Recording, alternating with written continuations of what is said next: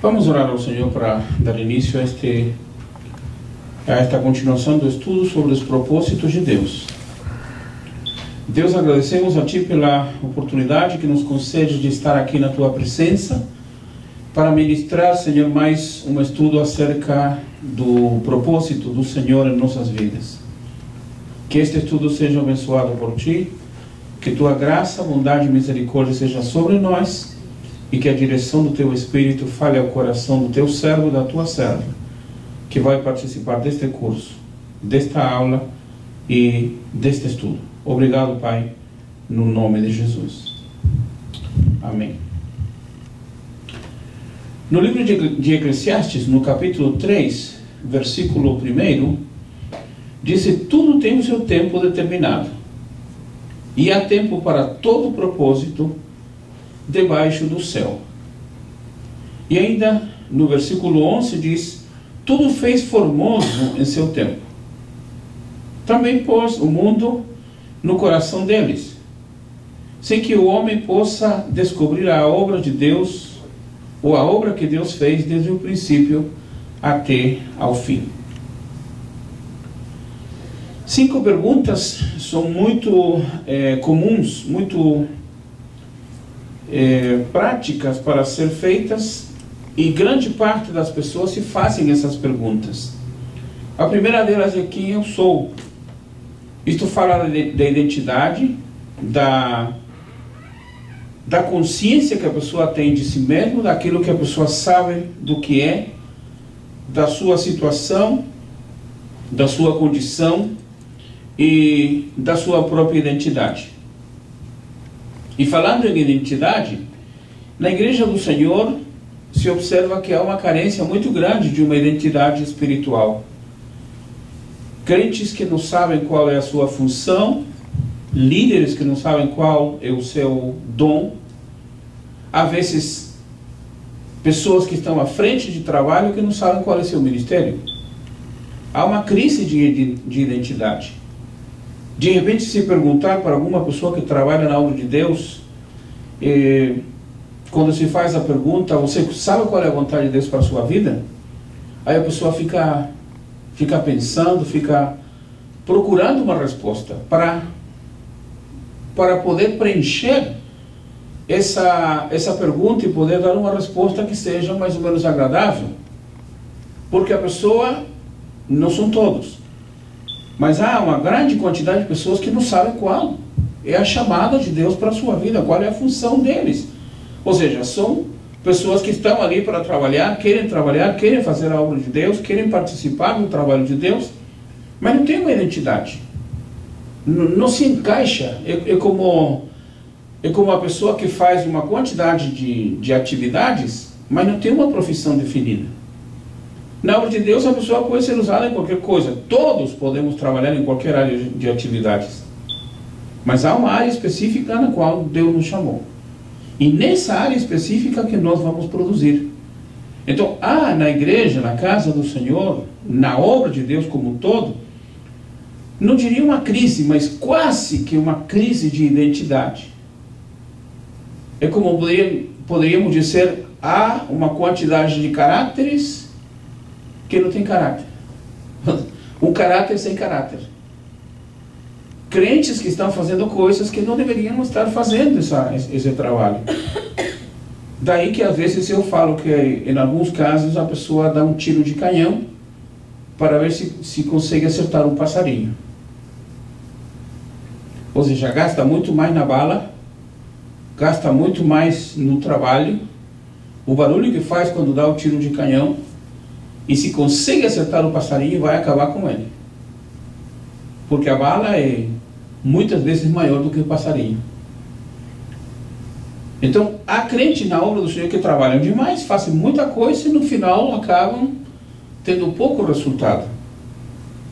A segunda pergunta que se faz na obra do Senhor, e que o crente se faz em grande quantidade: de onde eu sou?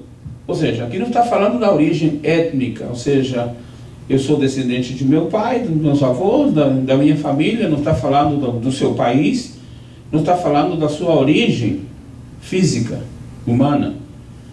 Mas aqui está falando de uma origem no sentido espiritual. De onde eu sou? Ou seja, para quê?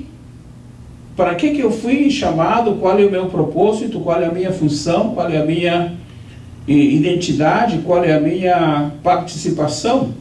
Qual é a minha origem espiritual? Alguém diria, não, eu sou crente da igreja tal. Não, aqui não está falando em origem em termos de denominação. Aqui não se fala em origem em termos de família, não se fala de origem em termos de pessoa, ou seja, de nação, em termos de pátria. Aqui se fala de origem em termos espiritual. Nós fazemos parte daqueles que são lavados e remidos no sangue do Cordeiro. Fazemos parte daqueles que foram chamados por Deus para fazer a obra do Senhor. Fazemos parte daqueles que foram escolhidos por Deus para realizar um trabalho específico. Somos realmente o rebanho do Senhor que Deus escolheu para fazer um grande trabalho. A terceira pergunta que as pessoas se fazem é: por que estou aqui? Esta pergunta vai falar de propósitos, de objetivos, de finalidades. E este porquê também se poderia perguntar: para quê? Por que Deus me tem aqui? Qual é a finalidade que Deus tem em me posicionar neste lugar? Porque, analisando as coisas, uma vez eu conversava com um líder, e a pessoa dizia: pastor, aqui é tão difícil ganhar uma alma para Jesus, e no Brasil é tão fácil, você para numa praça, prega e chegam as pessoas, ouvem, você faz oração e no final tem 5, 10 pessoas que aceitaram Jesus. É verdade, em termos de salvação de almas, em termos de conseguir resultados, há lugares que é mais fácil do que outros. Mas a pergunta é: esse é o propósito de Deus? Deus me tem aqui por esse propósito ou por um outro propósito?